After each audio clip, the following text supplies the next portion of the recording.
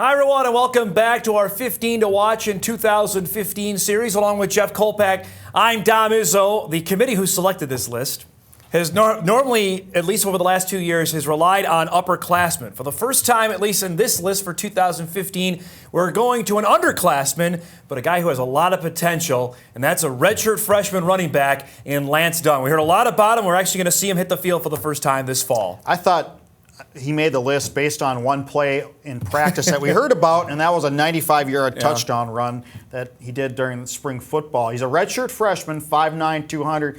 I think he looks a little more packed to the punch than 200. He might be a little north of that now, but redshirted last year. Here's a guy who has that look of a West Coast back. And by that, I mean he's strong and he's able to break tackles. We'll see if he can break tackles when it really counts, though. What he did, I thought, in the spring game alone woke everybody up to say, okay, we've heard a lot about this kid. Can't really see him in practice or against the scout team, but against an NDSU defense that, granted, did not have all of its main guys out there. He did this. He was able to get through the hole, and the touchdown, he scored 2 of them in the spring game. The 133-yarder, I thought, holy cow, what does NDSU have here with this guy? As we just saw, though, I think he has the ability to have good vision, too, with that little sidestep move he made just after getting the handoff. That's instinct. That's the ability just to find the hole and have a feel for what the defense is doing. There he was looking to get extra yardage there, and that's what you look for, not immediately trying to find the sideline and go out of bounds. He's here's another. Oh, this is that move right there. I mean, that's another thing. That's just a feel for the game. That little cut to the outside, and he was gone. And now you look at it. Obviously, NDSU has to find a way to replace 2,500 yards that John Crockett did last year. And it's not going to be what Crockett was in 2014. This is back to a by-committee approach that worked in 2011, 2012, and 2013. And even before that. Yeah, absolutely. You go back to the Tyler Roll days and Pat Paschal.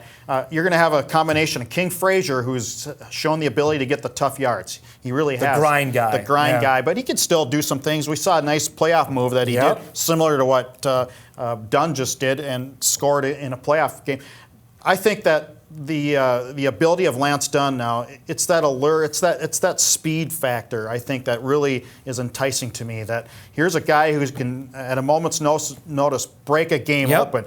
Crockett, I didn't think had that breakaway speed, I think, like this guy does. Now, I don't know what his 40 time is, but maybe his football speed is different than his 40 speed. But what I saw was that extra gear in the spring game that I think is going to be interesting. Here's the thing that could really be interesting as well, and you know that NDSU wants to use more of it, is the 3 running backs in the game at the same time. Remember they busted it out against Montana last season. They used it a couple more times during the year. I really think this could be used a lot, where Frazier, Dunn, and Morlock are all in the game at the same time. Do we ever come up with a name with that package? So. That'll probably be a goal for the blog. We'll have to do something for the name if they do that. But Morlock, his versatility is really interesting. Dunn, again, we just had detailed what he brings, and everybody knows what Frazier brings. It's 3 backs. I love the fact that Crockett could just bring it in all game long, and he got stronger as the game went along.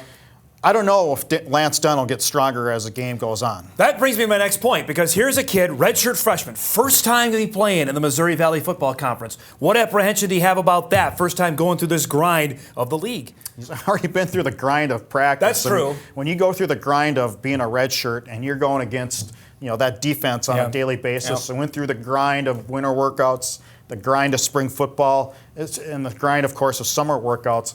This guy is no longer just a kid out of high school. I think he's ready for it. What's reasonable expectations for Bison fans in 2015, number-wise? Do you have one, rushing yards, Well, they've touchdowns? had a couple guys get to 1,000, correct? And when you play that many games, I think if the season goes like it has in previous years, you're looking at a 1,000-yard running back. If he stays healthy, it could be the sky is the limit for this kid. Talent-wise, every Missouri Valley school wanted this kid when he came out of high school, out of Waterloo, Iowa, the same hometown as head coach Chris Kleiman. There's number 9, the first running back to look at for our 15 to Watch in 15 series.